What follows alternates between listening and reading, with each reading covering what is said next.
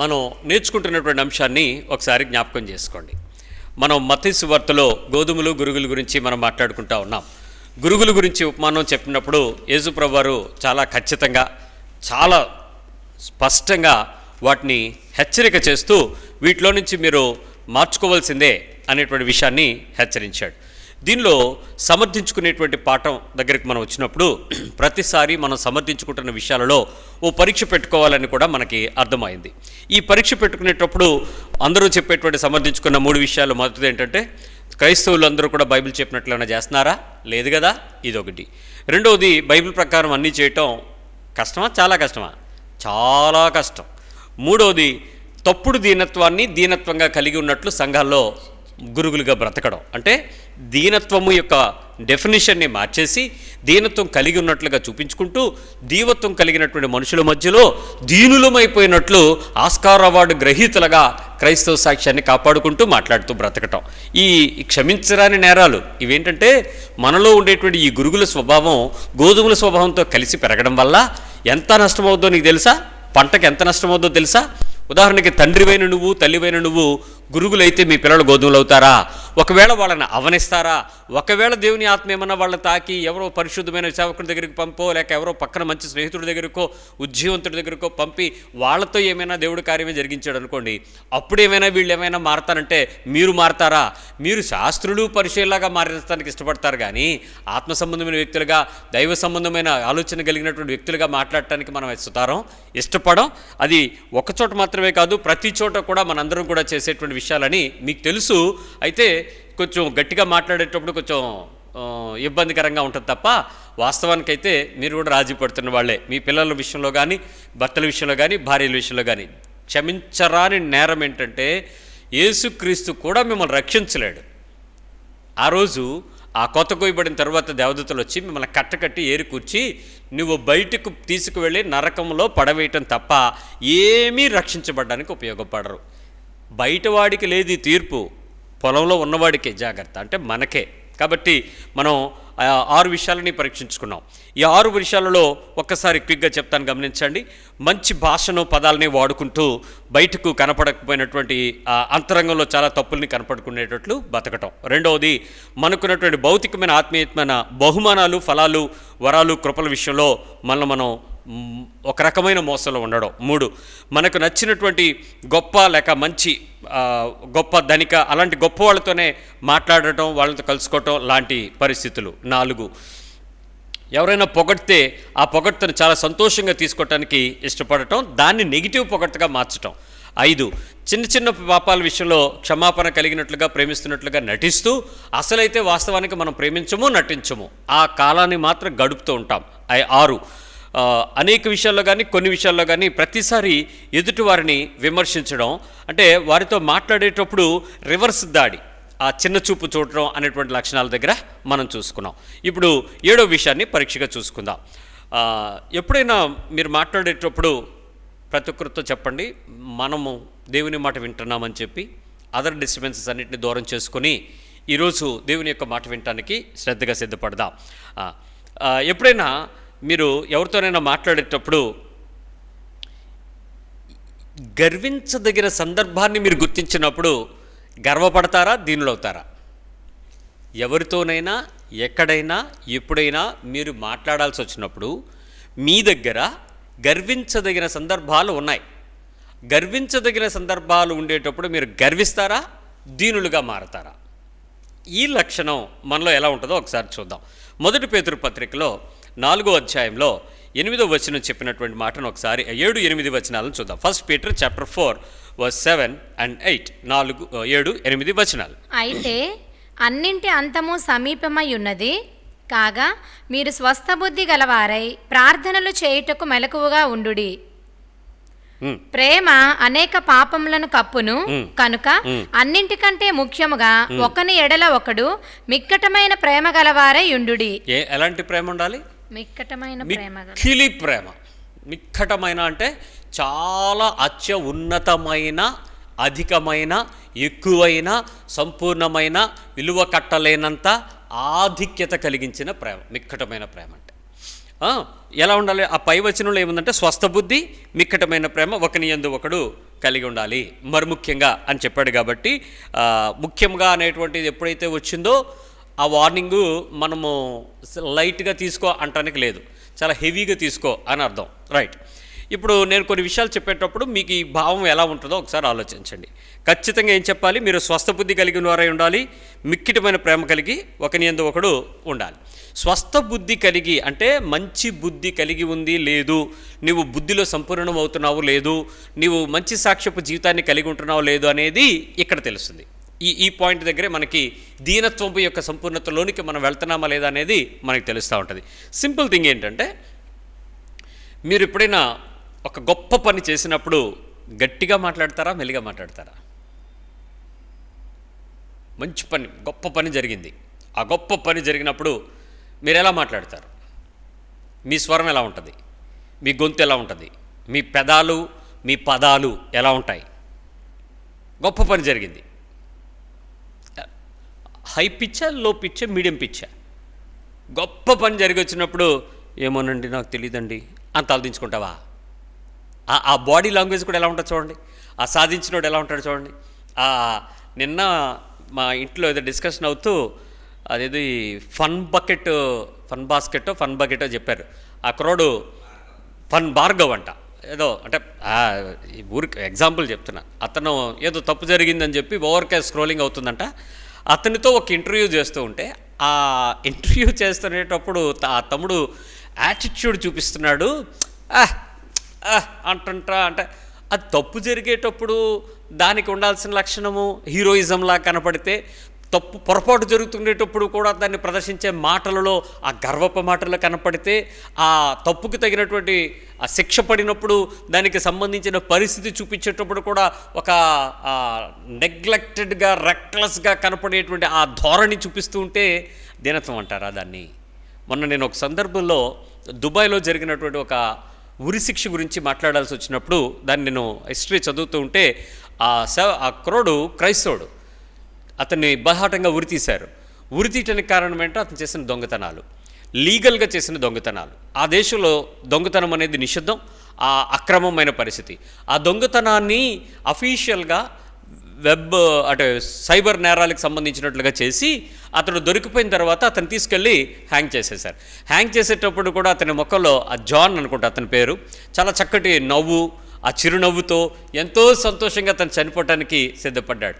ఎందుకు అతను ఇంత సంతోషంగా చనిపోవటానికి సిద్ధపడుతున్నావు అని అంటే, నేను దొంగతనం చేసిన సొమ్మంతా కూడా పేదలకు పంచిపెట్టాను, మంచి కార్యక్రమాలకు వాడాను, చారిటీ చేశాను, ఎక్కడ నా సొంతాన్ని కనీసం నేను చిల్లి గవ్వ కూడా ఖర్చు పెట్టుకోలేదు, ఒకరి దగ్గర నుండి తీసి మరొకరి దగ్గరికి ఇచ్చాను, అందువల్ల నాకు మరణశిక్ష తగిందే, నేను క్రీస్తు యొక్క సిద్ధాంతాన్ని ఫాలో అవుతున్నాను, క్రైస్తవుని కాబట్టి నేను ఇలా మంచి పనులు చేసి చనిపోవటం వల్ల నాకేం ప్రాబ్లం లేదు అన్నట్లుగా తను స్టేట్మెంట్ ఇచ్చాడు. ఒక్క నిమిషం చెప్పండి, అతడు చేసింది illegal.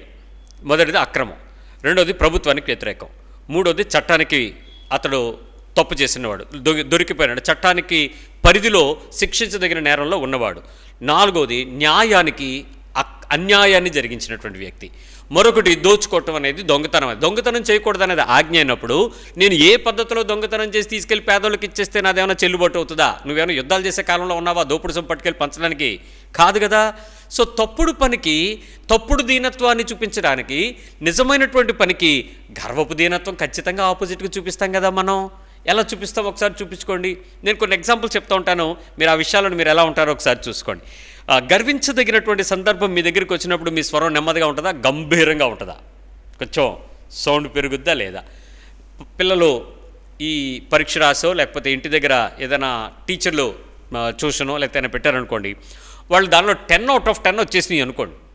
Teacher excellent, very good, extraordinary, good, fair, better ఏవో పెడతారు. పెట్టేటప్పుడు ఇంటికి వచ్చేటప్పుడే వాడి యొక్క బాడీ లాంగ్వేజ్ మారిపోతుంది చూడండి. వాడది ఆ నడిచి వచ్చేటప్పుడే, ఆ బ్యాగ్ ఇసిరేటప్పుడు, ఆ బూట్లు ఇసిరేటప్పుడు, వాళ్ళ అమ్మగారికి వాళ్ళ నాన్నగారి ఇంట్లో అమ్మమ్మ ఈ ముసలోళ్ళు ఎవడని ఉంటాడు, బ్యాగ్ చింపి తీసి అది క్లిప్ కూడా వాడనివ్వడు, లాగేస్తూ ఉంటాడు. ఏంటంటే he want to show something that his credit was. చూసావా గుడ్ వాళ్ళ టీచర్ ఇట్టింది ఈడు ఎట్లా, కానీ చూసావా పిల్లలు పాస్ అయినప్పుడు మీరు ఎట్లా ఉంటుంది, మీ హెచ్చు స్వరం, ఫెయిల్ అయినప్పుడు ఎలా ఉంటుంది, సాధించినప్పుడు మీ హృదయంలో నుంచి రావలసినది ఏంటి? స్వస్థబుద్ధి కలిగినటువంటి పద్ధతి అయితే ఆ సాధించడానికి ఇచ్చిన తెలివితేటలు దేవుడివని, జ్ఞానము దేవుడిదని, ఆలోచన దేవుడిదని, ఆరోగ్యం దేవుడిదని, కృపాభాగ్యం దేవుడిదని, ఆ పేపర్ వాల్యూట్ చేసినటువంటి వారందరినీ కూడా దేవుడు అదుపులో ఉంచాడు కాబట్టి అదంతా దేవుందేనని ఎలా వేళలా నువ్వు తలదించుకునేటువంటి ఆ సంపూర్ణ దీనత్వానికి వైపు వస్తావు. అక్కడ బైబిల్ చెప్పేటువంటి స్వస్థబుద్ధి కలిగి మిక్కటమైన ప్రేమ కలిగి నువ్వు ఉండడం. ఒక సందర్భంలో నా స్నేహితుడు తనకి సెకండ్ వచ్చింది. ఆ రోజు ఫస్ట్ నాకు వచ్చింది, వాడికి సెకండ్ వచ్చింది. 8th క్లాస్లో అనుకుంటా, గుర్తు రావట్లేదు, సుమారు 7th and 8th. వాడు ఆ రోజు టీచర్ దగ్గరికి వెళ్ళి పర్మిషన్ పెట్టేసి వాడు వెళ్ళిపోయాడు. మరుసటి రోజు వాడిని అడిగాను, ఏరా నేను వెళ్ళిపోయి ఏంట్రానంటే, నాకు సెకండ్ వచ్చిందిరా, ఉండాలనిపించలేదురా అన్నాడు. నీకు సెకండ్ వస్తే ఉండాలనిపించకపోవటం ఏంట్రానంటే, ఫస్ట్ ఎప్పుడు నాకు వస్తుంది కదరా ఆ సబ్జెక్ట్లో, నీకు వచ్చింది, అందుకే నాకు ఎందుకో మనస్కరించలేదురా, అందుకనే నేను టీచర్కి అబద్ధం చెప్పేసి సెలవు తీసుకుని వెళ్ళిపోయాను రా. అరే, ఓడిపోయినప్పుడు ఒక మార్కుల దగ్గరే జీవితాలకు సంబంధించినటువంటి మనుషుల మీద ఆ అక్కసు అలా ఉంటుందా, అలా వస్తుందా? అంటే ఏదైనా నువ్వు కోల్పోయినప్పుడు పొందుకున్న వాడి మీద నీకు వచ్చేది అసూయ అని అంటామే, కాదు, తప్పుడు దీనత్వానికి ఒక పరాకాష్ట అని చెప్పాలి. ఎందుకంటే స్వస్థబుద్ధి ఆ వ్యక్తిని అభినందించలేకపోవటం, ఆ వ్యక్తితో సంతోషించలేకపోవటం, పొందిన వారిని చూసి తృప్తి పొందలేకపోవటం, వారిని చూసి నెమ్మది అయిన కళ్ళు కలిగలేకపోవటం, తప్పుడు దీనత్వానికి వ్యతిరేకమైన దీనత్వంతో అవునా అని ముఖం మీద నవ్వుతూ వెనక్కి తిరిగి వీడికి ఎలా వచ్చిందో, ఈడు ఆడు కలిసి రకరకాల కెమిస్ట్రీ మాటలు మాట్లాడటం. ఆలోచించండి, మర్యాద పొందదగిన సందర్భంలో రియల్లీ నీవు నిజంగా మర్యాద పొందదగిన వాడివే, ఆ మర్యాదకు అర్హత నీకుంది. ఆ మర్యాద నీకు అర్హత ఉండనప్పుడు నువ్వు మెల్లగా మాట్లాడగలవా? రివర్స్ అంటే ఈ రెండు పద్ధతుల్లో తప్పుడు దీనత్వం ఎలా ఉంటుందనంటే, ఆ చిన్న విషయాలలో సైతం మనం ఎంతో గొప్పగా సంపించుకోవడానికి ప్రయత్నం చేసేటువంటి పరిస్థితులు ఎలా ఉంటాయి. నేను మీకు ఒక మాట చెప్తాను, వినండి. మీరు ఎప్పుడైనా ఈ మిమిక్రీ ఆర్టిస్టులు వాళ్ళు చూసేటప్పుడు వాళ్ళు చాలా చక్కగా అభినయం చేస్తారు. అంటే అనుకరణ, వారు చేసేటువంటి పద్ధతుల్లో వాళ్ళ వేషధారణ, వాళ్ళ హావభావాలు అంటే మేనరిజమ్సు, వాళ్ళ టెంపోసు, హెచ్చు స్థాయి తక్కువ స్థాయి మాడ్యులేషన్స్, ఇవన్నీ గొంతు ద్వారా వారు పలికించి మాట్లాడుతూ ఉంటారు. డబ్బింగ్ ఆర్టిస్టులను చూసారు ఎప్పుడన్నా మీరు? మీ పక్కన అడగండి, డబ్బింగ్ ఆర్టిస్టులు అంటే తెలుసా మీకని? వాయిస్ ఓవర్ అంటారు కదా, అంటే ఒకరు మాట్లాడుతూ ఉంటాడు. అంటే సినిమా యాక్టరు, మీరు మీ అందరికీ తెలిసిన మంచి యాక్టర్ ఎవరంటే జీవిత రాజశేఖర్ గారు, డాక్టర్ గారు. ఆయన రాజశేఖర్ గారు ఒరిజినల్గా మీరు మాట్లాడితే సినిమాలు చూడరు ఇంకెవరు మీరు ఆయనవి. సాయి కుమార్ గారికి చెప్తారంట డబ్బింగ్. నేను సినిమాల గురించి మాట్లాడలే, కంగారు పడకండి. ఒకప్పుడు సినిమాల్లో బతికిన పాప బతుకులో ఆ విషయాలను చూసినప్పుడు అదే బతుకు ఈరోజు కూడా కనపడుతుంటే తప్పట్లా. ఇప్పుడు చూస్తే ఆ డబ్బింగ్ చెప్పేటువంటి ఆర్టిస్ట్ ఉంటాడు చూసారా, ఆ డబ్బింగ్ ఏంటంటే హీరోకి ఎలివేషన్ ఇస్తారు. ఇప్పుడు చెప్పండి, నువ్వేదైనా సాధించాల్సిన విషయాలలో ఏదైనా మాట్లాడేటప్పుడు నీ లోపల ఉన్నటువంటి డబ్బింగ్ ఆర్టిస్ట్ ఎలివేషన్ ఇస్తాడు. ఎలా ఉంటాడు ఆ డబ్బింగ్ ఆర్టిస్ట్ చెప్పండి ఒకసారి. నేను కొన్ని పదాలు చెప్తాను, వినండి. గట్టిగా స్వరం, పిచ్చింగ్ మాట్లాడడం, స్వరం గట్టిగా, బిగ్గరగా, అందరికీ తెలిసేలాగా, ఆపి ఆపి చెప్పేలాగా, అడిగి తెలుసుకునేలాగా, పిలిచి చెప్పుకునేలాగా. మనం ఏ ఏ విషయాలలో నీ లోపల నుంచి ఆ డబ్బింగ్ ఆర్టిస్ట్ బయటకు వస్తున్నాడో చూడు. నువ్వు సాధించినప్పుడా కోల్పోయినప్పుడా? కొంతమంది ఏమో సాధించినప్పుడు, కొంతమంది ఏమో కోల్పోయినప్పుడేమో మాడ్యులేషన్ వస్తుంది అనమాట. ఏంటో తెలియట్లేదు పిన్ని గారు, ఏంటో అలా జరిగింది, నిజంగా మా వాడు బాగానే రాశాడంటండి.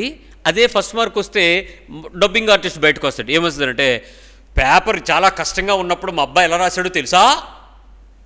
ఏంది తెలుసా అంటే, అదే పేపర్ ఇంకొకటి ఫెయిల్ అయినప్పుడు వాడేదో తప్పు చేశాడు అన్నట్లుగా, వాడికేదో తక్కువ వచ్చినప్పుడు వాడి మీద నీకు వచ్చేటువంటి ఆ భావం ఒకసారి ఆలోచించి ఎలా ఉంటుంది మన పరిస్థితులు. ఎందుకు ఈ రకమైనటువంటి హెచ్చు స్వరము తక్కువ స్వరం అంటే, మిక్కటముగా మీ ప్రేమ నీ సహోదరుని పట్ల నువ్వు కనపరచలేని గురుగులుగా పెరగడం వల్ల ఆయా సందర్భాలలో ఆయా వ్యక్తులతో మనం మాట్లాడేటప్పుడు ఈ పరిస్థితి ఉంటుంది. సింపుల్ చెప్తున్నాను. ఆయనది అదేమంటారు, టాటా సుమో కారు, పెద్దది టాటా సుమో. ఆయన పోలీస్ డిపార్ట్మెంట్లో ఒక మంచి ఆఫీసర్గా పనిచేస్తున్నారు. పోలీస్ కాదు, సమ్ మిలిటరీకి సంబంధించిన దానిలో పనిచేస్తున్నారు. వైఫ్, 2 పిల్లలు వస్తారు. చిన్నపిల్లలు అంటే ఆల్మోస్ట్ వాళ్ళు కూర్చోబెట్టడానికి మనం గట్టిగా గద్దిస్తే ఒక అరగంట కూర్చుంటారు, మళ్ళీ ఇంకొక గద్దింపిస్తే మళ్ళీ ఒక అరగంట కూర్చుంటారు, గంట అయిపోయి చర్చ నుంచి వెళ్ళిపోవచ్చు. వాళ్ళ కుటుంబం ఓసారి దేవుని మందిరంలోకి వస్తూ ఉన్నారు. అదే సమయంలో ఇంట్లో పనిచేసుకునేటువంటి ఒక సహోదరి ఆమె 2 పిల్లల్ని తీసుకుని వచ్చింది. చిన్న పిల్లలే, ఆమె కూడా చిన్న వయసులో పెళ్ళైపోయినటువంటి తల్లికి పుట్టినటువంటి 2 చిన్న పిల్లలు. ఆల్మోస్ట్ పిల్లలు అందరూ సమానంగా సండే స్కూల్లో కూర్చుంటారు. ఈ పిల్లలు అంటే ఈ సుమో గారి పిల్లలు, ఈ పనిచేసేటువంటి సహోదరి తాలూకా పిల్లలు కూడా ఒకే ప్లాట్ఫామ్లో కూర్చుని, ఒకే చర్చిలో కూర్చుని మా దగ్గర సండే స్కూల్ పాఠాలు వింటూ ఉంటారు. అయితే వాళ్ళిద్దరూ చర్చిలోకి వచ్చేసారు. చర్చ్ అంతా నిండిపోయింది. ఆ సుమో గారు వెనకాతలు కూర్చున్నారు, పిల్లలు ముందు కూర్చోటానికి వస్తున్నారు. పరిస్థితి అలా వచ్చేసింది. జాగ్రత్తగా వినండి. ఈ పనిచేసే ఆమె తాలూకా పిల్లలు ముందు కూర్చుని వీళ్ళు మధ్యలో లేచారు. అలాగే ఈ టాటా సుమోకి సంబంధించినటువంటి సహోదరులు, ఏది మిలిటరీలో పనిచేసే వారి సహోదరుల తాలూకా పిల్లలు కూర్చుని ఒక పిల్లలు లెగిస్తే రెండో వాళ్ళు లెగుస్తారు కాబట్టి మధ్యలో వీళ్ళు కూడా లెగిశారు. ఇప్పుడు సంఘంలో కూర్చున్న నువ్వు ఆ సందర్భంలో ఈ 2 పిల్లల్ని, ఎవరి పిల్లలు ఏంటో నీకు తెలుసు కాబట్టి ఎవరితో నువ్వు గద్దింపు కలిగిన స్వరంతో మాట్లాడతావు, ఎవరితో యాక్టర్ డబ్బింగ్ ఆర్టిస్ట్ లాగా మెల్లగా జాగ్రత్తగా ప్రేమగా మాట్లాడతావు. ఇప్పుడు తేడా చెప్పండి. ఎవరితో మాట్లాడతాం? మిలిటరీ బాబు గారితో ఎలా మాట్లాడతాం? ఎంత మర్యాదగా మాట్లాడతారండి, ఎంత ప్రేమగా మాట్లాడతాం. హే కూర్చో కూర్చో కూర్చో, అయ్యగారు చూస్తున్నారు, కూర్చో, అన్నీ మాట్లాడతారు, ఒక్క 10 నిమిషాలు కూర్చో, పర్లేదు కూర్చో కూర్చో కూర్చో అని చెప్పగా కూర్చోబెట్టి వాళ్ళు హే కూర్చో. ఏంటి నీ మనసులో ఈ మాడ్యులేషన్ ఎందుకు వచ్చింది? నీ సహోదరులేగా, 2 ఒకే శరీరం కింద ఉన్నారు కదా, ఒకే కప్పు ఒకే మందిరంలో ఉన్నారు కదా, ఒకే అవయవాలుగా మారుతున్నాం కదా. ఈ అవయవాలలో ఈ ఏలుకి దెబ్బ తగిలితే మిగిలిన 4 ఏళ్ళు బాధపడతాయే, మొత్తం శరీరం బాధపడుతుంది. అలాంటిది ఈ ఏలుని కత్తిరించుకోదేదా? అలాంటిది ఆ వ్యక్తితో మన మాడ్యులేషన్లో, మన మాటల్లో, మన తీరులో, మన ప్రదర్శనలో ఖచ్చితంగా వ్యతిరేకంగా మాట్లాడతామే. ఉన్నవారిని చూసేటప్పుడు వారితో మనం మాట్లాడేటువంటి పరిస్థితుల్లో మన గొంతు జరిగే పరిస్థితులు ఎలా ఉంటాయి? నెంబర్ 1. నెంబర్ 2, మంచి జరిగినటువంటి పరిస్థితుల్లో ఉండేటప్పుడు నువ్వేదైనా కొత్తది తీసుకొచ్చావనుకోండి, ఏదైనా something you bought from out side, ఏదైనా తీసుకొచ్చినప్పుడు మీరు గొంతులో నుంచి ఎలాంటి శబ్దం వస్తుంది బయటికి? మంచి శబ్దం వస్తుందా, వ్యతిరేకమైన శబ్దం వస్తుందా? ఏదైనా తీసుకొచ్చినప్పుడు నువ్వు చూపించాలనుకునేటువంటి ఏ ఎలా రండి రండి రండి రండి అందరూ రండి, రే ఇంట్లో వాళ్ళందరూ రండి రండి రండి రండి, నేను ఒకటి తీసుకొచ్చాను, నేను ఒకటి చూపిస్తానండి. ఏంటనుకుంటున్నారు తెలుసా? అబ్బా నువ్వు సాధించావు, నువ్వేదో మ్యానుఫ్యాక్చర్ చేసి తెచ్చినట్టు, భూమియు సంపూర్ణత యెహోవా అని తెలిసినా కూడా ఎవడో తయారు చేసింది మార్కెట్లో నువ్వు కొనుక్కొచ్చి అది ఏదో నేనే తయారు చేశాను అన్నట్లుగా మనం తీసుకొచ్చినప్పుడు మనం ఒక కొన్నప్పుడు ఫీలింగ్ ఎలా ఉంటుంది? అద్భుతమైన ఫీలింగ్ ఉంటుంది కదా. సరే, ఇక్కడ ఒక విషయం చెప్పాలి. కొనడం అంటే చెప్పాను. భార్యాభర్తలు 2 వారింటికి నన్ను పిలిచినప్పుడు వారింటికి వెళ్ళాను. పిల్లలు, ఒక అమ్మాయి గోశాలలో చదువుతుంది, మరొక అబ్బాయి వేరే చోట ఎక్కడో ఇక్కడ మన తగరపల్స శశిలో చదువుతున్నాడు.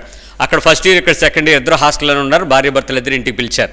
అయ్యగారు మా పిల్లలు 2 వచ్చారు రండి అని అంటే, సరే సెలవులు కదా వచ్చారు పర్లేదులే, సరే నేను దారిలో వెళ్తున్నానని చెప్పి వాళ్ళ ఇంట్లో మాట్లాడడానికి కాసేపు కూర్చొని వెళ్దామని వెళ్ళి కాస్త మాట్లాడుతూ ఉండేటప్పుడు ఇంట్లో చూపించినప్పుడల్లా ఎవ్రీ ఎక్విప్మెంట్, చిన్నపిల్లలు కాదు కదండి, intermediate first year second year పిల్లలు కదా, ఇక్కడ ఉండరు కదా, ఉండకపోవటం వల్ల ఇంట్లో ఏ వస్తువు ఎక్కడ పెట్టింది అక్కడే ఉంది. వేసిన సున్నం వేసినట్టుగా చక్కగా డిగ్నిఫైడ్గా ఉన్నాయి, అన్నీ నీట్గా ఉన్నాయండి. అమ్మగారు ఏదో పార్ట్ టైం ఉద్యోగం చేస్తుంది, అయ్యగారు ఎంప్లాయ్ ఉద్యోగం చేసుకుంటున్నారు. సో చాలా పర్ఫెక్ట్గా ఇల్లంతా చక్కగా ఉంది, ఎన్ని సామాన్లు అన్నీ ఉన్నాయి. నేను మాట్లాడతా అన్నాను, అమ్మ అసలు ఇల్లు చాలా నీట్గా ఉంది, పిల్లలు మీరు బాగా నీట్గా ఉంచుతున్నారని అంటే, అన్నయ్య మేము ఊహ తెలిసినప్పటి నుంచి హాస్టలే కదా అన్నయ్య, అన్నీ మమ్మీ కొనుక్కున్నారు, డాడీ కొన్నారు, అవన్నీ అలాగ ఉంటాయి అంతే. మేము వచ్చినప్పుడు చూసుకుంటాం, డాడీ ఏం కొన్నారు కొత్తగా అంట, మమ్మీ ఏం కొన్నారు కొత్తగా అంటే అప్పుడు వాళ్ళు చెప్తారు, అవునా అంటే ఈసారి ఇంటికి రండిరా మీకు కొత్త సర్ప్రైజ్ ఇస్తాను అంటారంట డాడీ. ఎప్పుడు వచ్చినా మాకు కొత్త సర్ప్రైజ్ అండి అని. ఇంటిలో డిజిటల్ ఎక్విప్మెంట్ దగ్గర నుంచి ఫిజికల్ ఎక్విప్మెంట్ వరకు అన్ని ఇంపోర్టెడ్, లోకల్, మరి మంచి కళాఖండాలు, రకరకాల వస్తువులు ఫుల్గా ఇంట్లో ఉన్నాయి. నాకెందుకో డౌట్ వచ్చి అమ్మగారిని పిలిచి అడిగాను, అమ్మ ఏంట్రా ఎలా ఉన్నారు, మీ 2 ఎలా ఉన్నారు, ఏంటి మరి నీవు ఏదో పార్ట్ టైం చేస్తున్నావట, ఏంటి సంగతి అంటే, ఆయన ఏమన్నారంటే, పాస్టర్ గారు మీరు ఏ విషయం గురించి అయినా ఎంక్వైరీ చేయండి కానీ ఏ వస్తువు గురించి ఎంక్వైరీ చేయకండి అన్నాడు. నాకు ఎక్కడో తెలియదు, వినపడుతుంది ఏదో, ఏ విషయమైనా పర్లేదంట, ఏ వస్తువు గురించి ఎంక్వైరీ చేయొద్దు అన్నాడు. సర్లే మీ కష్టార్జితం మీ ఇష్టం, మీరు సంపాదించుకున్నారంటే. ఆ తర్వాత మాటల్లో నాకు తెలిసిన సత్యం ఏంటంటే, వాళ్ళిద్దరే ఉంటారు కాబట్టి చీటికి మాటికి కయ్యాలు వస్తాయి, 2 ఉంటారు కాబట్టి అనుమానాలు వస్తాయి, 2 ఉంటారు కాబట్టి స్పర్ధలు వస్తాయి, 2 ఉంటారు కాబట్టి గొడవలు ఉంటాయి, ఇద్దరే ఉంటారు కాబట్టి ఒకరికొకరు కన్సర్న్స్ పెరగడం వలన బాధ్యతలుగా మలచాల్సిన విషయాలని బాధ్యతలను దాటి ప్రవర్తించి హక్కులు, అధికారాలు, విధులు, ధర్మాలు, న్యాయము, క్రమము, ఈ చట్టాలన్నీ దూరిపోతాయి. దానిలో ఇద్దరే ఉంటారుగా, రెండే హృదయాలుగా కలిసి ఏక హృదయం కదా, ఏక మనస్సు కదా, ఏక శరీరం కదా. సో విభజించబడినటువంటి ఈ మనసులు వచ్చినప్పుడంట భర్త గారు భార్యని ఐస్ కూల్ చేయటానికి వస్తువులు కొంటారంట. అది సీక్రెట్. అందుకే ఆయన ఏం చెప్పొద్దు అన్నాడు. ఇద్దరికి ఎప్పుడైనా గొడవలు అయిన వెంటనే ఇద్దరు సిఎంఆర్కో, డిజిటల్ రిలయన్స్ డిజిటల్కో లేకపోతే ఇంకెక్కడికో పోయి ఏది ఆన్లైన్ చేయరంట. ఆన్లైన్ అంటే ఎవరి డబ్బాడు పట్టుకోవడం కదా. అందుకని ఆఫ్లైన్ వెళ్ళి బయటకు వెళ్తున్నాను వస్తావా అంటే ఈవిడ కోపం చల్లారడానికి వెళ్తాంట. ఇద్దరికి తెలిసిపోయిన సత్యం ఏంటంటే ఏదైతే వాళ్ళిద్దరికీ గొడవ వచ్చిందో గొడవ వచ్చినప్పుడల్లా ఒక వస్తువు ఉంటుందంట. ఏసీలు, గోడకెక్కిన టీవీలు, డిష్ టీవీలు, కంప్యూటర్లు, ఫోన్లు, ఇంట్లో ఉండే కెమెరాలు, ఇంట్లో ఉండే నగలు, ఆమె కొన్ని బట్టలు, ఆ ఇంట్లో ఉండే ఫర్నిచరు, ఆ ఇంట్లో ఉండే క్రోకరీ, ఆ ఇంట్లో ఉండే దుప్పట్లు, ఆఖరికి కొన్ని పదార్థాలను కూడా ఆమెకు కోపం వచ్చినప్పుడు ఆమెను ఐస్ చేయటానికి, ఆయనకు కోపం వచ్చినప్పుడు ఈవిడ ఐస్ చేయటానికి, మొత్తానికి షాపింగ్కి వెళ్ళి వస్తువులన్నింటినీ తీసుకొచ్చి ఇంటిని ఎక్కడ ఉండాల్సిన అక్కడ వస్తువు పెట్టినట్లుగా మ్యూజియం లాగా తయారు చేసి పెట్టారు. మ్యూజియంలో సామాన్లు ఎలా ఉంటాయి చూసారా? వాడతారా? వాడరు. ఏం చేస్తారు? ముట్టుకొనిస్తారా? ముట్టుకోకూడదు. మరి ఏం చేయాలండి? మ్యూజియంలో సామాన్లు ఏం చేయాలి? Just see and enjoy. చూడాలి, అవసరమైతే సెల్ఫీ, లేకపోతే ఫోటో, అంతే. ఈ ఇల్లు కూడా అంతేనమాట. అన్ని వస్తువులు ఆల్మోస్ట్ కొన్ని చాలా బ్రాండెడ్ న్యూగా కొన్ని కవర్లు కూడా తీయకుండా ఉన్నాయి.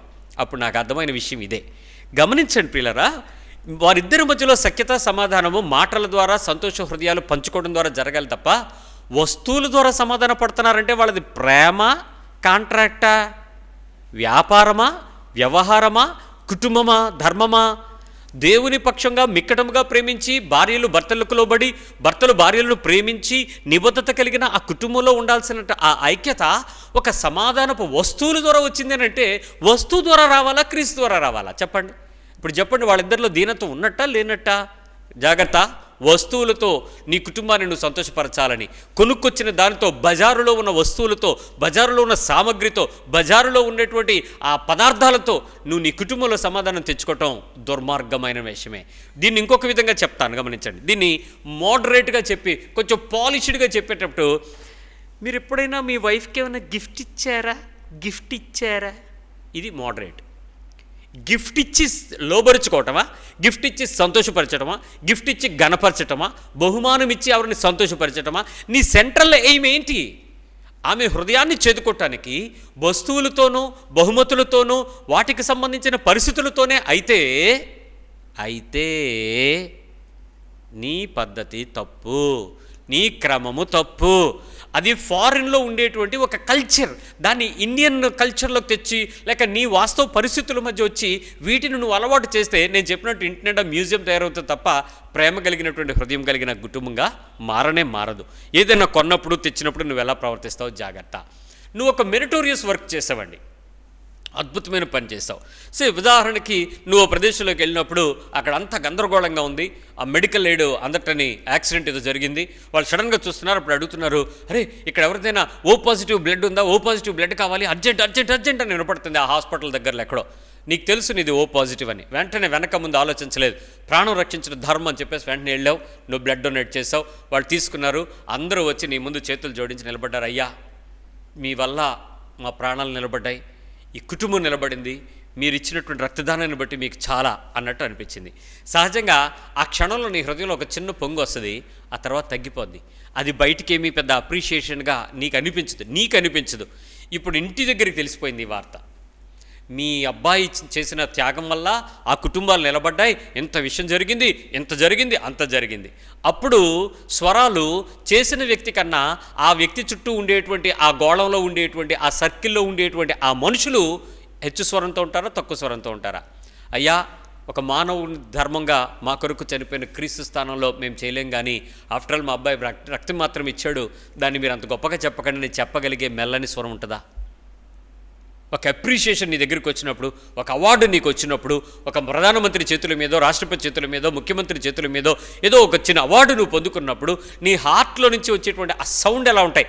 చాలా విషయం మీ అందరికీ తెలిసిన విషయమే తెలియనట్టుగా నటించేది ఎక్కడో చెప్పనా, చెప్పుకుంటే దానిని సిగ్గు కాబట్టి, అంటే ఏంట్రా ఇంత చిన్నదానికే వీడు ఇంత పెద్ద కవరింగ్ ఇచ్చేస్తున్నాడు, ఇంత పెద్ద బ్రాడ్కాస్ట్ చేస్తున్నాడు, ఇంత పెద్ద హైలైట్ చేసుకుంటున్నాడు అంటారని నువ్వు చెప్పవు, కానీ నీ హృదయంలో నీకు తెలిసిన స్వరం ఎంత గొప్పగా ఉంటుందో చూసుకో.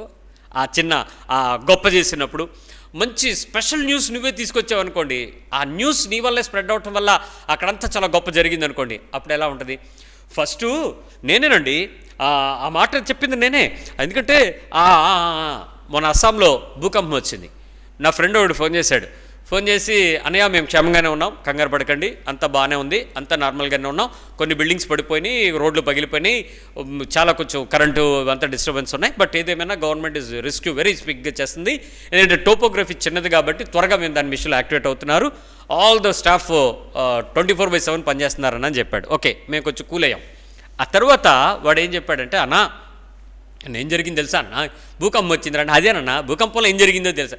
ఏం జరిగింది తమ్ముడు చెప్పానంటే, రాత్రి నాకు ఒక రకంగా అనిపించిందన్న, అది ఉదయాన్నే నేను మా దగ్గర స్టాఫ్ అంతా కూర్చున్నప్పుడు, అరే ఏదో అవుతుందిరా అది ఏదో అవుతుంది కానీ ఏదో పెద్ద డ్యామేజ్ అవుతుందిరా అని చెప్పాడు. అదేదో చెప్పలా బాబు, ఏదో అవుతుంది అని చెప్పాడు. అంతా అయిపోయింది, భూకంపం వచ్చేసిన తర్వాత అందరూ ఫోన్ చేసి, ప్రాణ నష్టం పెద్దగా ఏం జరగలేదులేండి, 10లో చనిపోయారు. ఫోన్ చేసి, ఒరే నీకు ఏదో దేవుడు చెప్పాడు కదా అని అంటే, అవునరా దేవుడు నాకు చెప్పాడు అంటూ ఇప్పుడు బాబు సెలబ్రిటీ టెస్ట్ మనీ ఇచ్చేస్తున్నాడు. ఎక్కడికి వెళ్ళినా మనోడు సెలబ్రిటీ అయిపోయాడు. ఇప్పుడు కరోనా సెలబ్రిటీ ఏంటంటే, ఈ బాబు చెప్పాడు కాబట్టి భూకంపం.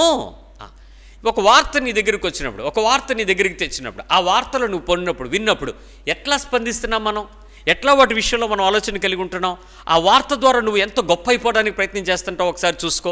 నిజానికి బయటకు కనపడని ఆ చిన్న విషయాలే నేను చెప్పేది. అవుట్ సైడ్ ద 4 walls గురించి తర్వాత మాట్లాడుతున్నాను. ఇన్సైడ్ ద 4 walls, నీ ఇంటి లోపల నీ ప్రవర్తన మిక్కటమైన ప్రేమతోనూ, బైబిల్ చెప్తున్న స్వస్థబుద్ధి కలిగిన పద్ధతులతోనూ మన పద్ధతుల్లో ఉండగలుగుతున్నామా? దీనత్వపు తప్పుడు పద్ధతి అనే విషయం నువ్వు ఒప్పుకోలేకపోతున్నావు. కుటుంబంలో కూడా వంట చేసేసారు, చుట్టాలు వచ్చారు, లోట్లేసుకుని తింటున్నారు. ఆంటీ సూపరు, పెద్దమ్మా సూపరు, అత్త సూపరు, ఏమే సూపరు, అమ్మా మమ్మీ యమ్మీ. జనరల్గా ఏ సొప్పుడు లేకుండా దాక్కాళీ చేసిన రోజు మండిపోద్ది తల్లికి. అసలే వంట చేసి కష్టపడుతుంది కదా, ఒక చిన్న అప్రిషియేషన్ ఇవ్వడం ధర్మమే, మంచిదే. అమ్మా బాగుండేవని ఒక్క మాట ఇంకొంచెం వేసుకో అంటది కదండి ఏ తల్లి హృదయమైనా, కాబట్టి అనండి, తప్పులేదు. ఆ చిన్న అప్రిషియేషన్. ఇప్పుడు అలాంటి విషయాలలోనే నువ్వు వండిన దానికి తగినటువంటి గొప్ప గుర్తింపు వచ్చినప్పుడు నీ మనస్సు లోపల నుంచి, నీ హృదయం లోపల నుంచి, నీ మాటలలో నుంచి దీనపు మాటలు వస్తాయా, గర్వపు మాటలు వస్తాయా, గొప్పగా ఆ ఫీల్ అయ్యేటువంటి ఆ క్రెడిట్ సంపాదించుకునేటువంటి పద్ధతి నీ బాడీలో నుంచి బయటకు వస్తుందా రాదా ఒకసారి పరీక్షించండి. ఏదైనా నువ్వు గెలిచినప్పుడు, you got some victorious medals సంపాదించేసావు, గెలిచేసావు, పొందేసినప్పుడు అప్పుడు మనం ఎలా ఉంటాయి? అప్పుడు కూడా గొంతు ఎలా ఉంటుంది? గర్వంగా ఉంటుందా, దీనంగా ఉంటుందా? ఏది పొందినా దానికి సంబంధించిన వెంటనే జరగదు, కానీ మరికొద్ది తరాలు కొంతకాలానికి దాటినప్పటికీ మనలో ఆ చాలా గొప్పగా ఉండిపోతూ ఉంటాం. నేను మా క్లాస్లో ఒక సందర్భంలో చదువుకుంటున్నప్పుడు, కృష్ణా కాలేజీలో అనుకుంటే ఇంటర్మీడియట్లో చదువుతున్నప్పుడు, ఒక బాబుకి పరమవీర చక్ర అవార్డు వాళ్ళ తాతగారికి వచ్చింది. దాని తరువాత ఎక్స్ సర్వీస్ మెన్ కాకుండా వీళ్ళని ఏమంటారంటే, వీళ్ళకి కూడా కోటా ఉందండి, స్వాతంత్ర సమరయోధుల కోటా ఉంది. స్వాతంత్ర సమరయోధుల కోటాలో మనమడి గారికి సీట్ ఇచ్చారు. వాడు చాలా గొప్పగా మా తాత అంటున్నాడు. నేను చెప్పాను, రే మీ తాత చేసిన దానికి నువ్వు సీట్ తెచ్చుకోవటం అది ఓకే మంచిదిలే, ఎందుకంటే ఆ తరంలో మీరు తాతగారి వల్ల భారతదేశానికి స్వాతంత్రం వచ్చిందని గవర్నమెంట్ నమ్మింది కాబట్టి, స్వాతంత్ర సమర యోధులుగా ప్రాణాలు అర్పించినటువంటి పరమవీర చక్ర అవార్డు ఏదో మీరు పొందుకున్నారు కాబట్టి ఏదో మీకు దొరికింది లేరా, దాని గురించి కాదు. కానీ నువ్వెందుకురా బడాయి చూపిస్తున్నావు, నువ్వెందుకురా అంత గొప్ప అయిపోతున్నావు, నువ్వెందుకురా ఎలా అయిపోతున్నావు అని అంటే, ఈ మాట నేను అనేంత వరకు క్లాస్లో ఉన్న 70 మంది కూడా ఎప్పుడెప్పుడు అందామా అని చూస్తున్నారంట. ఏంటంటే ఈడు అంత ఎక్స్ట్రాలు చేసేస్తున్నాడు అందరికీ. నేను ఎప్పుడైతే అనేనో అందరూ వచ్చి నన్ను కింద పడేసి కొట్టేశారండి. ఆడిని కదా కొట్టాలి, నన్నెందుకు కొట్టారా అని అడిగితే సంతోషం పట్టలేకంట మా అందరి తప్పు నీ నోరు భలే వాడేవరా అని చెప్పి చిత్తకూడ్చారు ఆ రోజు. అంటే అప్రిషియేషన్లో కూడా నొప్పులు ఉంటాయి కదా, కొన్నిసార్లు నొప్పులు వచ్చేసి ఆ తర్వాత ఆ నోరు పడిపోయింది, నా నోరు పడిపోయింది. ఎందుకంటే ఎవరిని ఏమైనా నన్ను కొట్టేస్తారు వీళ్ళందరూ. కొన్ని సందర్భాలు ఏదైనా ఆ గెలిచిన ఎవరినో బట్టి ఎవరమో చెంది గొప్పలు ఉంటాయి చూసారా, ఎంత దరిద్రంగా ఉంటాయి తెలుసా అవి. మనలో కూడా అలాంటివి చాలా ఉంటాయి. ఇల్లు బాగుందా పాస్ గారు, ఇల్లు బాగుందా, దేవునికి స్తోత్రం నాన్న, నీతిమంతులు తమ పిల్లల్ని ఆస్తికర్తలుగా చేస్తారంట. ఎరా నువ్వు సంపాదించావా మీ నాన్నగారు ఆస్తి అంటే డాడీదేనండి. మరి నీ గొప్ప ఏంటి, ఇల్లు బాగుందా, మీ బాబు సంపాదనలో నువ్వుండి నువ్వు నీ పిల్లలకు సంపాదించడానికి దాన్ని అమ్మకుండా ఉంటే చాలు, దాన్ని తగలట్టుకుండా ఉంటే చాలు. దాని మీద ఏమైనా పోనీ చిన్న టెంట్ హౌస్ అయినా ఎత్తావుపోనే అంత సీన్ కూడా మనకి ఈరోజు కాలాన్ని బట్టి సంపాదించాం. కానీ దానికి గొప్ప ఇల్లు బాగుందా, దీన్ని బాగా చేశానా, దీని మోడలింగ్ నో, నువ్వు చేసిందే లేదు నాయన. మీ తల్లిదండ్రులు నీకు ఇచ్చారు, వాళ్ళు నీతిమంతులు, వాళ్ళకి కాస్త వృద్ధాప్య దినాల్లో ముద్ద పెట్టండి. వాళ్ళని పక్కన కూర్చోబెట్టి దగ్గు వస్తే కరోనాకి దగ్గు మందు వెయ్యండి. వాళ్ళకి బాగోపోతే ఏదో మంచి చెడు చూసి పెట్టండి, పెన్షన్కి బ్యాంకుకి తీసుకురండి. ఇంట్లో బాగోపోతే ఒంట్లో బాగోపోతే కొంచెం పక్కన కూర్చొని కాసేపు 10 నిమిషాలు కబుర్లు చెప్పండి. ఇవన్నీ లేవు కానీ ఇల్లు బాగుంది, నాకు అది ఇవ్వలేదు, నాకు అది రాసివ్వలేదు. గొంతు ఎప్పుడు పెరుగుతుంది, ఎప్పుడు పెరగాలి, ఎందుకు పెరగాలి, పెరిగితే క్రైస్తవుడు ఎలా పెంచుకోవాలి, పెరిగినటువంటి క్రైస్తవుడి జీవితం నిజంగా వాడు స్వస్థబుద్ధి కలిగి నిజమైన మిక్కటమైన ప్రేమ కలిగి ఉంటే తన 4 గోడల మధ్యలో ఉండే కుటుంబంతో తన స్వరాన్ని ఎలా ఉంచుతాడో ఒకసారి చెక్ చేసుకో. ఫాదరు ఆటో రిక్షా డ్రైవ్ చేస్తూ ఉంటాడు. కూతురు ఐఏఎస్ అయ్యింది. ఆ రోజు ఆమె వచ్చి ఏం చేసిందో తెలుసా, ఐఏఎస్ పట్టా పొందుకున్న తర్వాత ఆమె గొప్పతనాన్ని బట్టి డాడీని లోపల కూర్చోబెట్టి ఆటో డ్రైవ్ చేసింది. She feels a credit to God. తన దేవుని ద్వారా వచ్చినటువంటి ఆ క్రెడిట్ తన తండ్రికి ఇచ్చింది. నాన్న నేను కలెక్టర్ని కాకపోవచ్చు, కానీ ఈరోజు నువ్వు నాకేమీ కాకపోవచ్చు ప్రపంచంలో, మా ఇతరులకు ఎవరికి నువ్వు పనికి రాకపోవచ్చు, కానీ నువ్వు నా తండ్రివి డాడీ, మా నాన్నగారివి, ఐ షుడ్ రెస్పెక్ట్ యూ. ఆమె నిజంగా అలాంటి గొప్ప మనస్సు, ఆ తగ్గింపులో ఆ స్వరంలో ఎందుకు మనం ఉండలేకపోతున్నాం? ఈ చిన్న చిన్న వాటికి తక్కువ ఎందుకు చూస్తున్నాం? ఒక కుర్రోడు అంటున్నాడు, నన్ను ఇంతగా పెంచి, నన్ను ఇంతగా చదువు చెప్పి, నన్ను ఇంత ఫైల్లోకి తీసుకొచ్చి మా నాన్నగారు రాళ్ళు కొడతారండి, తిరగళ్ళు రాళ్ళు కొడతారండి, గంటలు పెట్టి ఊరూరా తిరిగి అమ్మ గంటలు కొడతామని ఏ పూటకు ఆ పూట ఇంట్లో అన్నం తిని తీసుకొచ్చేటప్పుడు 100 రూపాయలు అడిగితే 50 రూపాయలు ఇస్తారా, 50 రూపాయలు అడిగితే 25 రూపాయలు ఇస్తారా అని బతిమలాడుకుని లాస్ట్కి వచ్చేటువంటి ఆ డబ్బు కూలి కూడా గిట్టకపోయినా ఆ డబ్బులతో మమ్మల్ని స్కూల్ ఫీజులు కట్టి చదివించారండి. ఈరోజు నేను గ్రూప్ 2 ఆఫీసర్ అయ్యాను, అట్లా అని నాన్నగారు చేస్తున్న పనిని నేను తక్కువగా ఎలా చూడగలను అన్నాడు. ఎదిగిపోయిన తర్వాత నీకు ఆ ఎదిగిపోయిన లక్షణాలకు తగ్గ దీనత్వానికి బదులు ఎదిగిపోయిన దానికి తగిన గర్వం నీలోంచి బయటకు వస్తుంది. చూడు, I don't care whether whatever you are, నువ్వు ఏ ఉన్నత స్థితిలో ఉండు, నీ తల్లిదండ్రులు ఎంత గొప్పోళ్ళుగా నిన్ను పెంచి ఉండొచ్చు, ఆ వాళ్లే గొప్పోళ్ళు అయ్యి ఉండొచ్చు గాక, కానీ మనం ఈ క్రైస్తవులుగా మారుతున్న కొద్దీ మన లోపల ఆ గెలుపు, ఆ విజయము నిన్ను దీనత్వంలోనికి తీసుకురావాలి. ప్రతిసారి ఆయన అద్భుతం చేసిన వెంటనే ప్రజలు పొగుడుతూ ఉంటే కొండలకు పారిపోయానని ఉంటుంది, రాజుని చేద్దాము అని ఉంటే ఆయన దాక్కున్నాడని ఉంటుంది, ఆయన గొప్ప చీటానికి కూర్చుని వెతుకుతూ ఉంటే రహస్యంగా ఒంటరిగా తోటలోకి వెళ్ళి ప్రార్థన చేసుకుంటున్నాడని ఉంటుంది. ఈరోజు ఒక చిన్న పొగడ్తకే మన జీవితాలలో ఆ తప్పుడు రకమైనటువంటి అభిప్రాయం కలిగి ఉండడం నేరము, ఘోరము. మరొక మాట చెప్పనివ్వండి, ఇక్కడే తప్పుకు దొరికినప్పుడు నీ గొంతు ఎలా ఉంటుంది చెప్పండి. కొంతమంది బడాయిగా ఉంటారులేండి, తప్పు దొరికిన ఏం కాంప్రమైజ్ అవ్వరు, అస్సలు రాజీ పడరు, సరిగ్గా డైలాగ్ టు డైలాగ్ ఇస్తూ ఉంటారు. అయితే ఏంటి, నువ్వు చేయలేదా, అబ్బా నువ్వు చేయలేనోడు మొదట రా వేయండి, దానికి బైబిలే మళ్ళీ మొదట రా వేయండి. వేయడం కాదు, తప్పు దొరికినప్పుడు నీ గొంతులో ఎప్పుడైనా జీరబోయిందా, గొంతు మోగబోయిందా అంటారు కదా, ఎరా బొంగురిపోయిందే గొంతు అంటాం కదా, ఏం జరుగుద్ది, కొంచెం తెలియకుండా సౌండ్, నేను మళ్ళీ చెప్తున్నా, గట్టిగా బిగ్గరగా అందరికీ తెలిసేలాగా ఆపి పిలిచి అడిగి చెప్పి, ఇవన్నీ ఏమవుతాయి ఇప్పుడు రివర్స్లో వస్తాయి చూసారా. ఇవన్నీ ఏంటి, సఖ్యత కలిగిన, ప్రేమ కలిగిన, బైబిల్ చెప్పేటువంటి స్వస్థబుద్ధి కలిగిన, మిక్కటమైన ప్రేమ కలిగిన, ఒకని ఎడల ఒకడు ముఖ్యంగా ఉండాల్సిన ఆ ప్రేమను లేకపోయినప్పుడే ఇవన్నీ కూడా ఏమవుతాయంటే కొంచెం జరుగుతూ ఉంటాయి. జీరపోయి నెమ్మదిగా, బొంగురుగా, నీరసంగా, కొంచెం ఎక్కడైనా పట్టుకుంటే దొరికిపోతే దానిలో మనం కొంచెం ఒక రకంగా ఎప్పుడు చేయలేదా? మన ఊరినే పట్టేస్తారండి. అమ్మ దగ్గర మీరేం చేయక్కర్లే. ఆడపిల్లలు, యవనస్తులైన ఆడపిల్లలు చాలా జాగ్రత్త. మీరేమనుకుంటారో తెలుసా, మీ అమ్మ జెరాక్స్ మిషను, స్కానింగ్ మిషను, ఇంకేదో మిషన్ లాగా ప్రతీదీ పట్టుకుంటుంది, ప్రతీదీ అనుమానిస్తుంది. మీ నాన్న ప్రతీదీ చెక్ చేసేస్తున్నాడు, పుస్తకాలు చూస్తాడు, ఫోన్ చూస్తాడు, వెళ్తే చూస్తాడు, పక్క తిరిగితే చూస్తాడు. అది మీ మీ ప్రవర్తన మీదే మీ తల్లి మిమ్మల్ని నమ్మాలా, మీ మీద ఆ రకమైనటువంటి చూపు కలిగి ఉండాలా అని ఉంటుంది.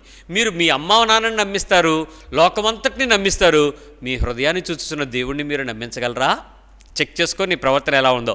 పట్టుబడినప్పుడు, తప్పు దొరికినప్పుడు నువ్వు నెమ్మదిగా మాట్లాడి, గెలిచినప్పుడు, ఏదైనా పొందినప్పుడు, ఏదైనా తెచ్చినప్పుడు, ఏదైనా ఏదైనా ఆ రకమైన పొందిన పరిస్థితులు వచ్చినప్పుడు మన లోపల నుంచి ఏమైనా కొంచెం పెద్ద పద్ధతులు వచ్చిందనుకోండి, డెఫినెట్గా నీ లోపల దీనత్వం లేదు.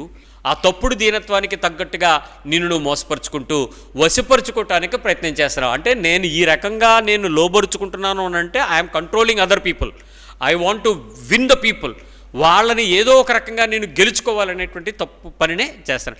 ఒకవేళ నేను అదే పనిని కనుక తలదించుకుని తక్కువగా మెల్లగా మాట్లాడుతాను అనుకోండి, అప్పుడు నా దగ్గరికి వచ్చి సర్లే అయింది అయిపోయిందిలే, పర్లేదు లేదా, మర్చిపో, అయిపోయింది వదిలే, కమాన్ లీవ్ ఇట్, కమాన్ వదిలేశాను కదా, కమాన్ కమాన్ గో హెడ్ అని చెప్పి నేను అన్నాను అనుకో, వెంటనే నా హృదయంలో ఏమవుద్దంటే ధైర్యం దొరుకుద్ది కదా. అవతల వ్యక్తి అభినందించిన వెంటనే ధైర్యం దొరికి మనం మళ్ళీ రెండో ఇంతలో శక్తితో అయితే తప్పు చేయకుండానైనా ఆ క్రమాన్ని సరిదిద్దుకుని, లేకపోతే ఆ మనిషిని నేను గెలుచుకున్నాను అనే గర్వం వస్తుంది లోపల. ఇలాంటి బలహీనతలైన నన్ను ఆ వ్యక్తి ప్రేమించాడు అనే దీనత్వం రాదు. అందుకే బైబిల్లో ఎక్కువసార్లు క్షమించడం గురించి, ప్రేమించడం గురించి 16 ఉపమానాలు చెప్పబడ్డాయి. ఎందుకు 16 ఉపమానాలు చెప్పబడ్డాయి అంటే అత్యధికమైన క్రైస్తవ సాక్ష్యం దీనత్వానికి తగినటువంటి పరిపూర్ణమైన ప్రేమ, ఆ రకమైనటువంటి స్వస్థబుద్ధి కలిగిన జీవితం చూపించమని 16 ఉపమానాలు ఇంక దేని గురించి చెప్పడలేదు, ఈ 2 విషయాలు తప్ప. అలాంటిది ఎక్కువ పాపాలు చేసినప్పుడు క్షమించటం, తక్కువ పాపాల దగ్గర క్షమించకుండా తిరగబడటం అనేటువంటి ఉపమానాల దగ్గర మనం ఇప్పటికీ బుద్ధి లేకపోతే నీ లోపల స్వస్థ బుద్ధి లేదు అనే విషయాన్ని గుర్తుపెట్టుకోండి. దయచేసి డబ్బింగ్ ఆర్టిస్టులారా, మీరు కేవలం నటిస్తున్నారు, మీరు కేవలం కొద్ది సమయం మాత్రమే చేస్తున్నారు, మీరు జీవించట్లేదనే విషయాన్ని గమనించండి. ఈ సందర్భంలో మీ అందరికీ మరొక విషయాన్ని కూడా దగ్గరగా మనం మాట్లాడుకోవాల్సిన సందర్భం వచ్చింది. ఈ ఒక్క విషయం చెప్తాను వినండి. మీరు ఎప్పుడైనా తప్పుకు దొరికిపోయిన పరిస్థితి మీ దగ్గరికి వచ్చినప్పుడు, ఏదైనా చిన్నది కానీ పెద్దదానికి కానీ ఎప్పుడైనా తప్పు జరిగితే మీరేం చెప్తారు? ఆ జీరతో పాటు సారీ చెప్తారా, తలదించుకుంటారా? సారీ చెప్తే నన్ను క్షమించని వెళ్ళి ధైర్యంగా మాట్లాడతారా, తలదించుకుని సారీ అని చెప్తారా? కొంతమందికి తలదించుకుని సారీ చెప్తే ఇష్టం, కొంతమందికి తల ఎత్తుకుని సారీ చెప్తే కష్టం. తల ఎత్తుకుని సారీ చెప్తే నీలో ఏమీ నాకు మార్పు కనపట్టలేదు, నీలో ఏమీ పశ్చాత్తాపం కనపట్టలేదు, నీలో క్రూరత్వం కనిపిస్తుంది. ఇదే కదా మనం మాట్లాడతాం. ఎందుకంటే నువ్వే డిసైడ్ చేస్తావు క్షమించబడ్డాడు లేకపోతే తప్పు చేసినప్పుడు దొరికిపోయినప్పుడు ఎలా ఉండాలి అనేది. ఇక్కడ నా పాయింట్ అది కాదు. ఏంటంటే ఇలా తప్పు చేసినటువంటి విషయాలలో సారీ అంటూ క్రియారూపకంగా చూడని లక్షణాలు ఎన్నున్నాయి చూడు.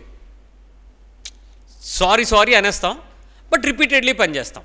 సారీ అని చెప్తూ ఉంటాం ఎక్కువసార్లు, బట్ దానికి తగ్గట్టుగా తగ్గించుకున్నట్లుగా మనలో కనపడదు. అది ఆ కనపడని తనంలో జాగ్రత్తగా చెప్తున్నాను వినండి. నేను ఇప్పుడు ముందు చెప్తున్న అంశానికి ఇది కలిసిన అంశం. అక్కడేమో అవతల వ్యక్తితో స్వరం గురించి చెప్పాను, ఇక్కడేమో క్రియ గురించి కలిపి చెప్తున్నాను.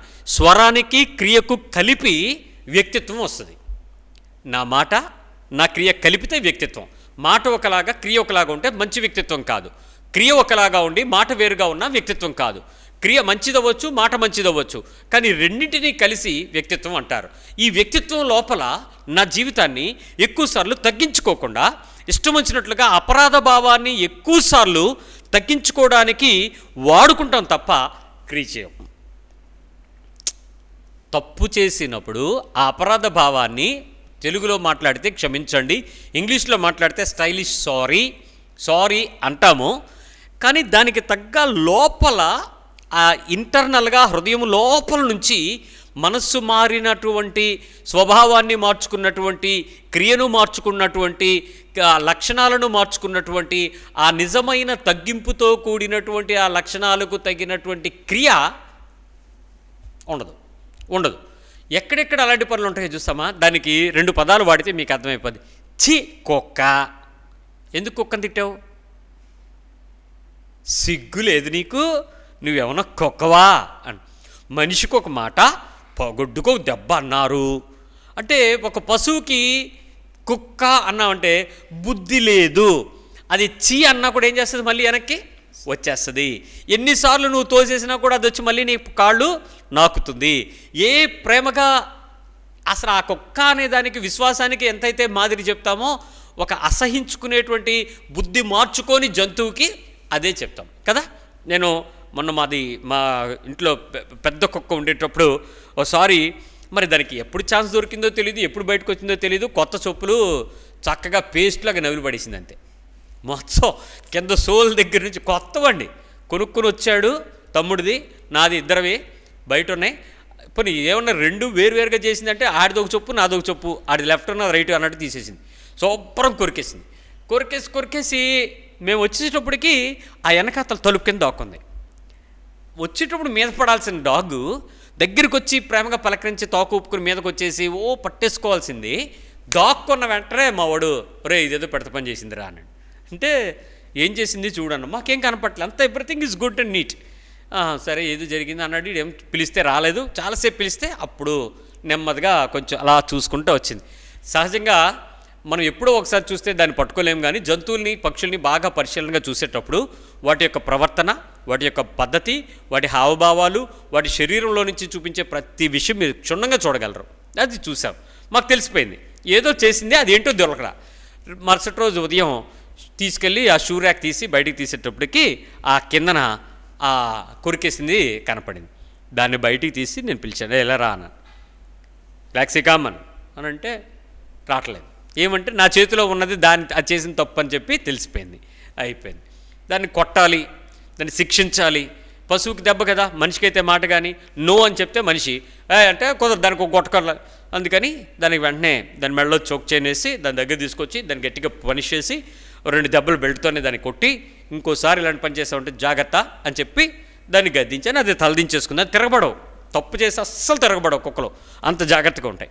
సరే నాది అయిపోయింది, నా వాట అయిపోయింది. తర్వాత ఆడి కొత్త చొప్పులే అన్నాడు. ఆ చొప్పు తీస్తే ఆడికి దొరికిపోయింది.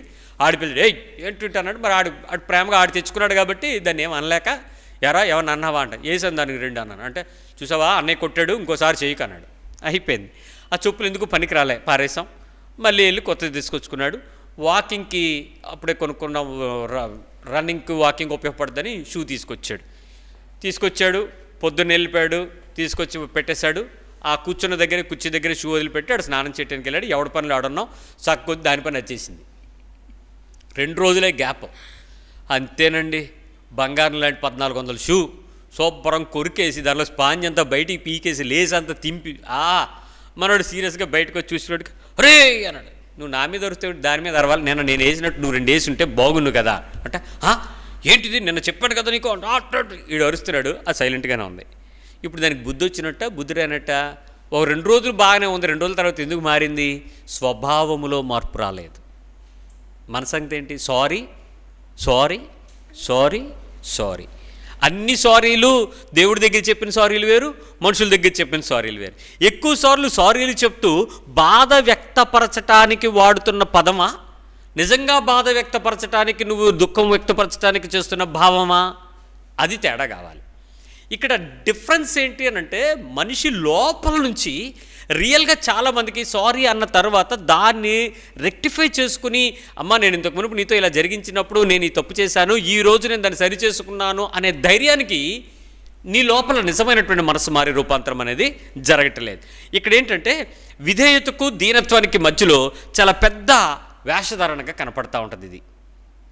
ఈ పదం మీకు కష్టంగా ఉండొచ్చు, కానీ విధేయతకు దీనత్వానికి మధ్యలో ఉండే వేషధారణే ఈ స్వస్థబుద్ధి లేని, అందరితో పాటు మిక్కటమైన ప్రేమ కలిగి జీవించలేని మోసగాని జీవితం, మోసమైన గురుగులు జీవితం. అసలు ఆ లక్షణాన్ని ఇంకా గట్టిగా చెప్పాలంటే, హృదయంలో పరివర్తన జరగాల్సిన లక్షణం నోటి దగ్గర ఆగిపోయింది. అందుకే చాలామందికి 12 అంగుళాలలో రక్షణ పోతుందంట. 12 అంగుళాలు ఎక్కడ అంటే చెవి నుంచి హృదయానికి, నోటి నుంచి హృదయానికి, ముక్కు నుంచి హృదయానికి, ఈ 3 అవయవాలలో నుంచి వెళ్ళేటువంటి పాపం హృదయంలోనికి డంప్ అయ్యే మార్గాలు కన్ను, చెవి, ముక్కు, నోరు. ఈ 4 భాగాలలో నుంచి హార్ట్లోకి తీసుకునేటువంటి ప్రతి లక్షణము అవలక్షణంగా మార్చకుండా పరిశుద్ధమైన లక్షణాలుగా మార్చగలగాలి. వీటన్నిటినీ కూడా గర్వాన్ని, మోసాన్ని, శరీర కాముకత్వాన్ని, లోకానుసారమైన మనస్తత్వాన్ని, ఆనందించాలి, పొందాలి అనేటువంటి ఒక రకమైన దుర్లాభిపక్షను మన లోపలికి నింపుతాయి హార్ట్లో. ఈ మనస్సును మార్చుకోనివ్వకుండా నీ లోపల జరిగేటువంటి కెమిస్ట్రీని నువ్వు ఆపకపోవటం చాలా చెడ్డ పనండి. లోపల జరుగుతుంది. నిజంగా అంతరంగంలో పరివర్తన జరిగేటప్పుడు నువ్వు ఇంకొకసారి దాని విషయంలో ఎంత మాత్రము కూడా నిర్ణయం తీసుకోవు. తప్పు చేయడానికి, తప్పు అనడానికి, తప్పుగా ఉండడానికి ఏ భావము నీకు కలిగి ఉండవు. కానీ నిజానికి లోపల జరిగినప్పుడు, బుద్ధి వచ్చినప్పుడు జరిగినటువంటి దిద్దుబాటు, మళ్ళీ మర్చిపోయిన తర్వాత తెచ్చుకునేటువంటి బుద్ధిబాటు, మళ్ళీ బుద్ధి, ఈ రెండు వేరువేరుగా ఉంటాయి. చూసుకోండి ఒకసారి మనలో. Yes or no? ఎందుకు ఇంత డిఫరెన్స్ వస్తుంది అని అంటే, ఈ మార్పు హృదయాంతరంగాల్లో జరగాల్సినటువంటి పరివర్తనకు తగినటువంటి ఆ నెక్స్ట్ స్టెప్లో క్రీస్తు కనపడతాడు. అందుకే ఆ పదం క్లియర్గా ఉంది, మీ మనస్సు మారి రూపాంతరము చెందాలి అని. అది ఎందుకు మైండ్ మార్చుకుంటే రూపాంతరం ఎందుకు వస్తుంది? అంతరంగంలో రూపం మారిపోతే క్రియ మారిపోద్ది. క్రియ ఎప్పుడైతే మారిపోయిందో క్రీస్తు కనపడతాడు. ఇక్కడ క్రీస్తులో ఉండే సంపూర్ణ దీనత్వం మనకు కలుగుద్ది. ఏమండి, ఒక ఎగ్జాంపుల్ చెప్తాను. మీలో అలాంటి పరిస్థితి ఏమైనా ఉంటే ఒకసారి చెప్పండి. మీ సంఘంలో కానీ, మీ కుటుంబంలో కానీ ఎవరికైనా ఏదైనా బలహీనత వచ్చినప్పుడు, మీ ఇంట్లో ఏదైనా తక్కువైనప్పుడు, మీరు ఒక్క చేట నీటిని ద్రాక్షరసంగా మార్చినట్లు మీ ఇంట్లో ఏదైనా ఒక పదార్థాన్ని గురించి మీరు ఏదైనా ఆకాశం తట్టు కన్నులెత్తి గిన్నె పైకి ఎత్తినట్టు నువ్వేమైనా చేస్తే అక్కడ ఏదైనా ఒక అద్భుతం జరిగింది అనుకోండి, నిన్ను పట్టగలమా? మారుమనసు వస్తుందా? గర్వం వస్తుందా? దీనత్వం వస్తుందా? సాత్వికం వస్తుందా? లేకపోతే గుర్తింపు పొందే ప్రయాస వస్తుందా? ఏంటి ఆ చిన్న పరిస్థితులు? మీ ఇంట్లోనే జరిగిన ఒక చిన్న స్వస్థత, ఓ విడుదల, మీ వీధిలో జరిగిన దయ్యం పరారు, లేకపోతే ఎవరికో ఎక్కడో ఏదో జరుగుతుంది, దయ్యం పట్టిన పరిస్థితి, నువ్వు వెళ్తున్నావు, చూడంగానే రేయ్ మీరందరూ దొంగలు రా, ఈ వస్తున్నోడు ఒకడే క్రైస్తవుడు రా అన్నాడు అనుకోండి. పుత్తోని పట్టిన దయ్యం పౌలుసేలను పిలిచి మాట్లాడింది కదా, వీరు సర్వోన్నతుని దేవుని కుమారులు అని చెప్పింది కదా. అలా పొరపాటున ఎక్కడో నీ గురించి ఒక దయ్యం సర్టిఫికేట్ ఇచ్చింది అనుకోండి. సర్టిఫికేట్ ఎవరు ఇస్తున్నారు? గుర్తుపెట్టుకో, దయ్యం దయ్యం దయ్యం సర్టిఫికేట్, దేవుడి సర్టిఫికేట్ కాదు. బడా నమ్మకమైన దాసుడా, ఇది దేవుని సర్టిఫికేట్. ఈయన నా ప్రియ కుమారుడు, అది దేవుని సర్టిఫికేట్. ఈయనను మీరు వెంబడించండి, అది దేవుని సర్టిఫికేట్. ఇదేం చెప్తుంది? దయ్యం సర్టిఫికేట్. వీరు సర్వోన్నతిని దేవుని కుమారులు. అక్కడ ఇంకా స్కవే కుమారులు, ఫిలిప్ కుమార్తెలు వీళ్ళందరూ వచ్చినప్పుడు కూడా అక్కడ చెప్పింది అది ఏమనంటే, యేసు ప్రభు ఎవడో తెలుసు, పౌలు ఎవడో తెలుసు, మరి నువ్వెవడోరా మాట్లాడుతున్నావు అని చెప్పింది కదా. అంటే దానికి తెలిసిన సర్టిఫికేట్ని పట్టుకుని నిన్ను కనుక పొగిడితే ఆ గ్రామంలో, ఆ వీధిలో, ఆ సంఘంలో ఎక్కడన్నా కొంచెం చిన్న పొగడుతూ వచ్చింది అనుకోండి, ఎట్లా ఫీల్ అవుతారు మీరు? గర్వంగా ఫీల్ అవుతారా? దీనంగా ఫీల్ అవుతారా? నేను పాస్టర్ గారు అబ్బాయిలు మీ గురించి మాట్లాడుతున్నా.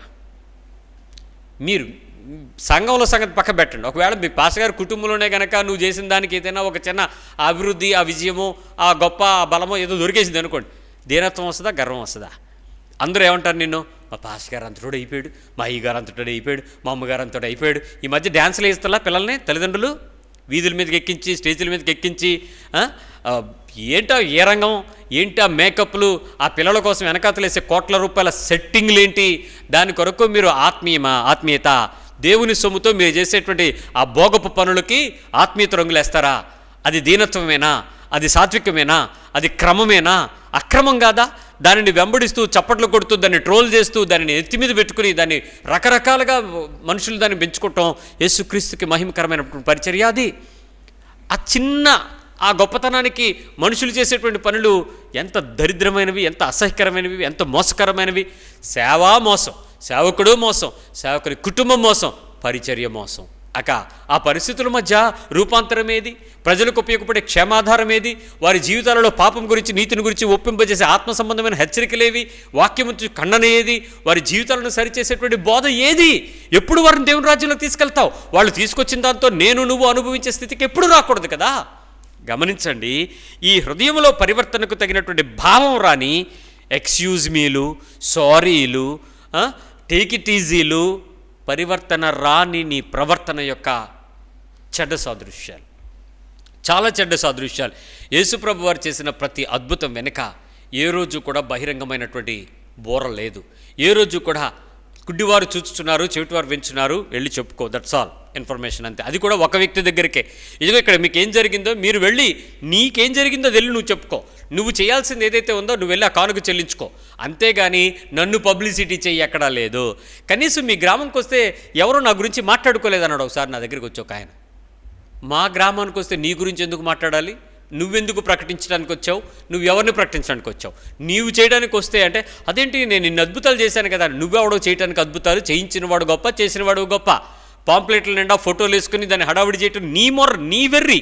అంతేగాని నిజానికి దేవుని కొరకు చేసే విషయాలలో మన లోపల మన క్రియలకు, మన మాటలకి పొందిక లేని, అవయవాలలో విధేయత రాని, సమర్పణ లేని, క్రియల మధ్య మనల్ని మనం వదులుకోలేని ఈ డాబుసరి, గడసరి, స్వరము పెంచి ఇష్టానుసారమైన మాట్లాడి రకరకాల పరిస్థితులతో మనుషులతో మనం జీవించే జీవిత విధానాలు ఎంత మోసకరమైన విషయం చూసుకోండి ఒకసారి. ఆ తల్లి అంటది, పాస్టర్ గారు మా వారు పెళ్ళైనప్పటి నుంచి ఎందుకు చేతకాని వారండి, ఏ పని చెయ్యరండి, ఆల్మోస్ట్ లేజీ అండి, నేను సంపాదిస్తే కూర్చుని తింటాడండి, పిల్లలిద్దరికీ చదువులు, వాళ్ళ ఉద్యోగాలు, వాళ్ళ పెళ్ళిళ్ళు అంతా కూడా నేనే చేశానండి, ఆయన కేవలం వేస్ట్ అంతే, వేస్ట్, వాళ్ళమ్మ అతన్ని అలా పెంచింది, వేస్ట్ అంతే అంది.